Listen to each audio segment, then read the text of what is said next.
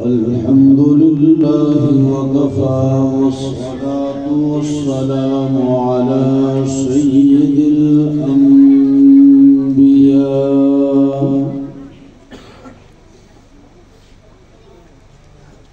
وعلى آله وأصحابه الأتقياء.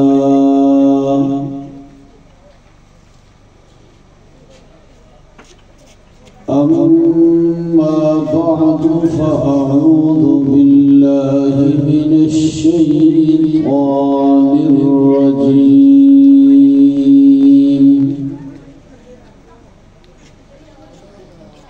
بسم الله الرحمن الرحيم.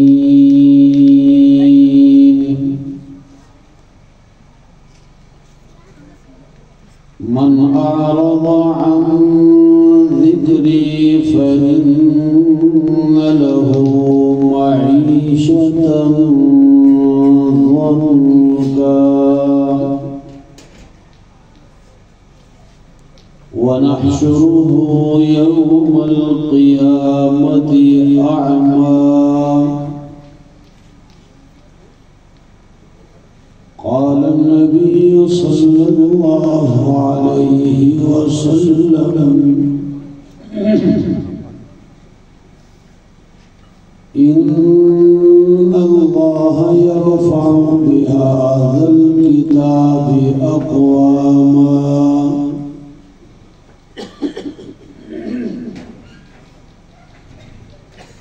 ويضع به آخرين.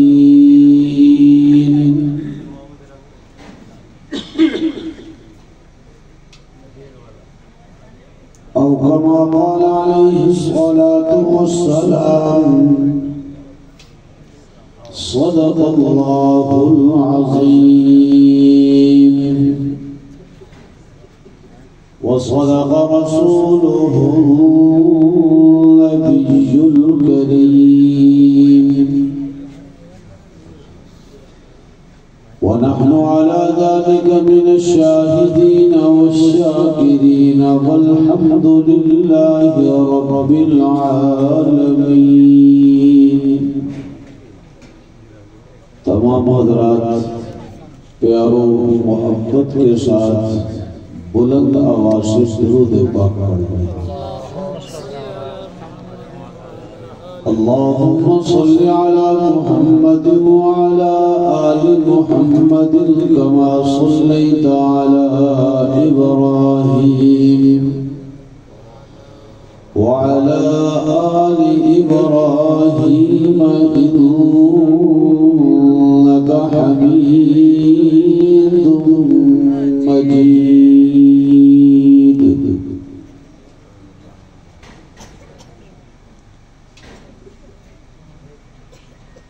انتہائی قابل قدر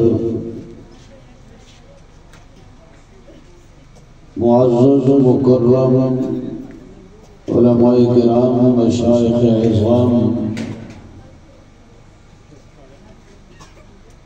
دور دراز سے تشریف لانے والے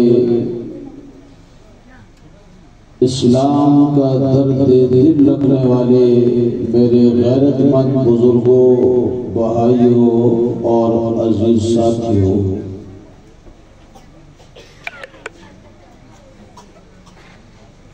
بہت وقت سے آپ حضرات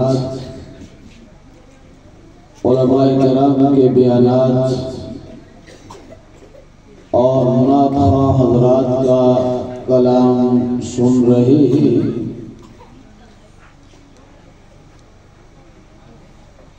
اس سے زیادہ لمبا پروگرام ان حالات میں شاید مناسب نہ ہو.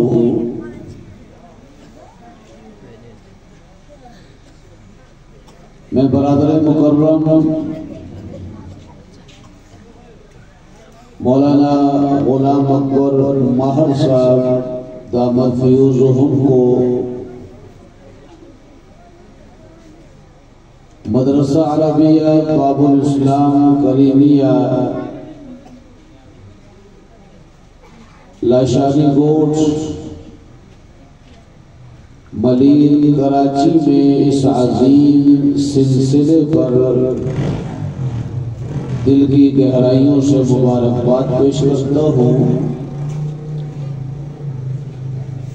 دعا ہے کہ اللہ تبارک و تعالی اس ادارے کو مزید ترقیوں سے مالا مال فرمائے۔ گرامی قدر حاضرین، چونکہ ہمارے مہمان خصوصی جس طرح حضرت نے اعلان فرمایا کہ وہ پہنچ چکے ہیں، اصل بیان تو انہی کا ہوگا۔ میں دو چار باتیں آپ حضرات کی خدمت میں عرض کر کے اجازت چاہوں گا۔ اللہ رب العزت نے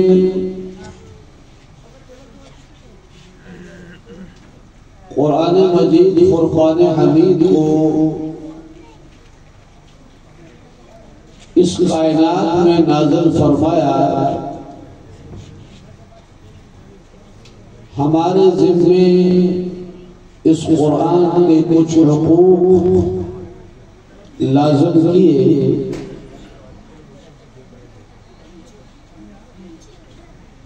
سب سے پہلے جو چیز ہم پر لازم ہے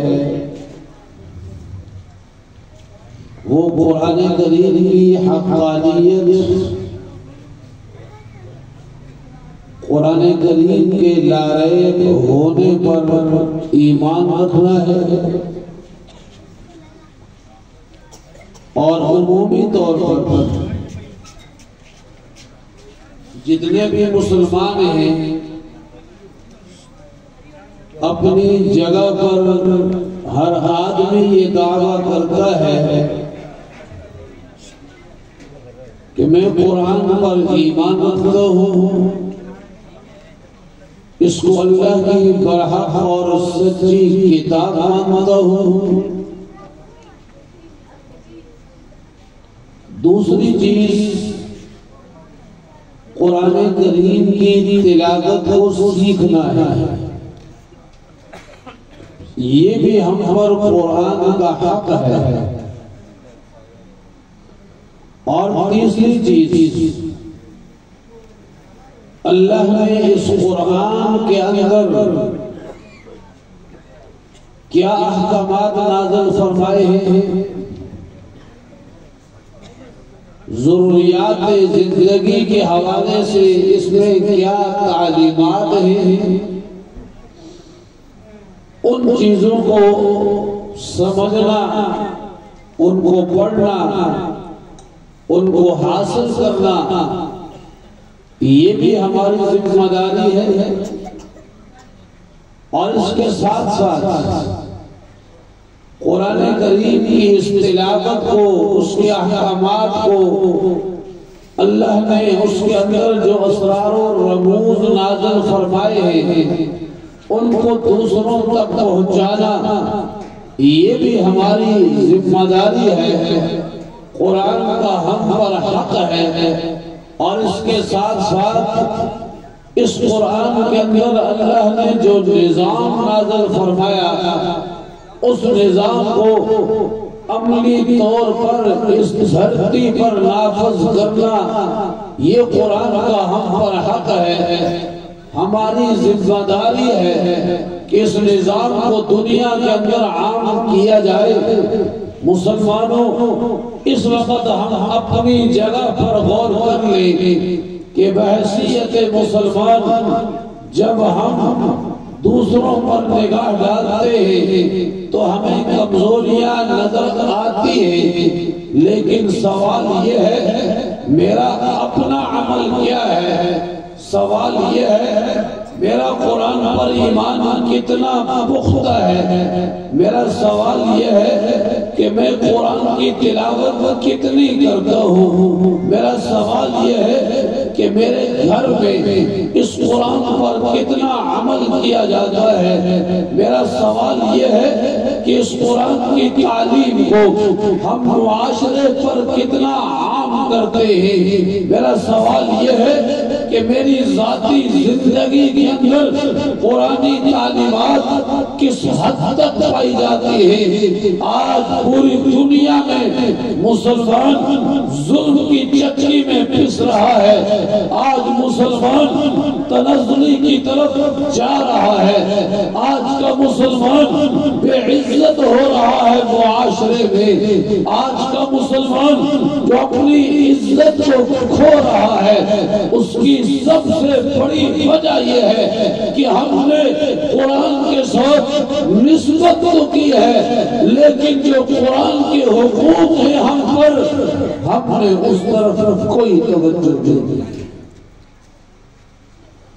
دعائے مبارکہ میں نے آپ کے سامنے پڑھی۔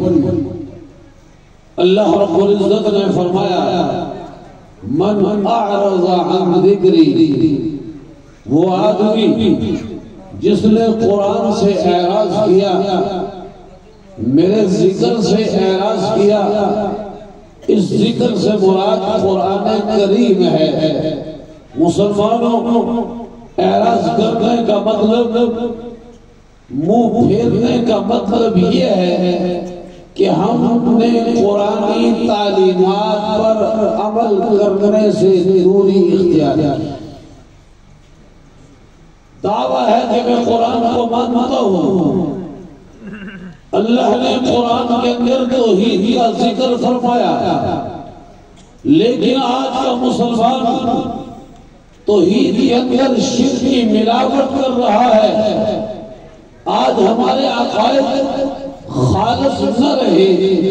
قرآن کے اندر نماز کا حکم ہے، قرآن کے اندر روزے کا حکم ہے، قرآن کے اندر حج زکوٰۃ کا حکم ہے۔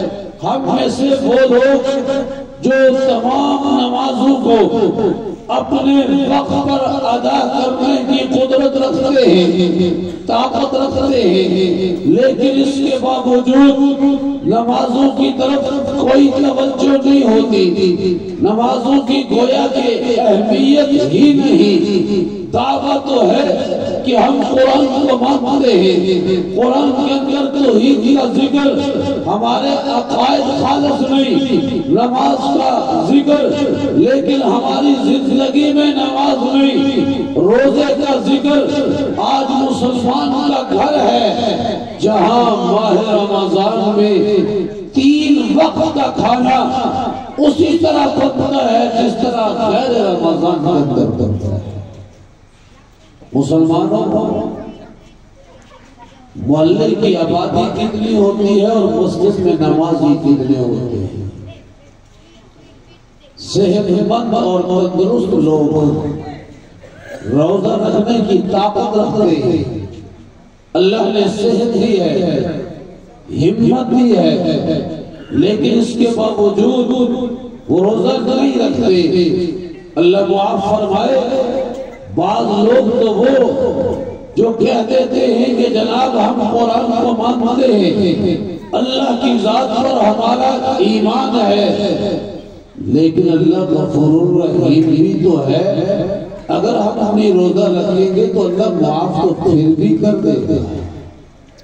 مسلمانوں، اگر ایمان کے ساتھ کوئی آدمی دنیا سے چلا گیا، اللہ رب العزت اس کو جنت میں ضرور داخل کریں گے، لیکن یاد رکھیے گا جتنے گناہ ہوں گے، جتنی خطائیں ہوں گی، ان گناہوں اور ان خطاؤں کی سزا بھگتنے کے بعد جنت کے اندر جانا ہے۔ حدیث میں آتا ہے، نبی پاک صلی اللہ علیہ وسلم نے فرمایا، جس آدمی نے بغیر کسی شرعی عذر کے نماز کو قضا کیا، چھوڑا نہیں، انکار نہیں کیا، لیکن نماز کو قضا کر دیا، وقت پر نماز ادا نہیں کی، حالانکہ کوئی ایسا عذر نہیں تھا، کوئی ایسی وجہ نہیں تھی۔ اللہ کے پاک پیغمبر امام الانبیاء، سردار انبیاء، سرتاج انبیاء، رسول الثقلین، شفیع المذنبین، حضرت محمد مصطفیٰ احمد مصطفیٰ صلی اللہ علیہ وسلم نے فرمایا، جس نے نماز کے اندر سستی کی، وقت پر نماز کو ادا نہ کیا بلکہ بعد میں جا کر قضا کی، ایسے آدمیوں کو 4 سزائیں ملے گی۔ پہلی سزا تو یہ ہوگی کہ دنیا کے انسانوں کے دل سے اس آدمی کی محبت ختم ہو جائے گی۔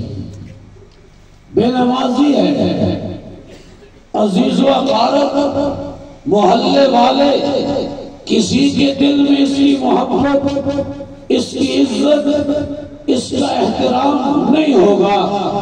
یہ الگ بات ہے کہ کچھ لوگوں کا احترام لوگ ڈر اور خوف کی وجہ سے کرتے ہیں، شرم کی وجہ سے کرتے ہیں، لیکن دل سے حقیقتاً اس چیز کو تسلیم نہیں کرتے، اس کے احترام کو نہیں مانتے، اس کی عزت ان کے دلوں میں نہیں ہوتی ہے۔ ایک سزا تو یہ ہوگی اور دوسری سزا یہ ہوگی اس کے چہرے سے نورانیت ختم ہو جائے۔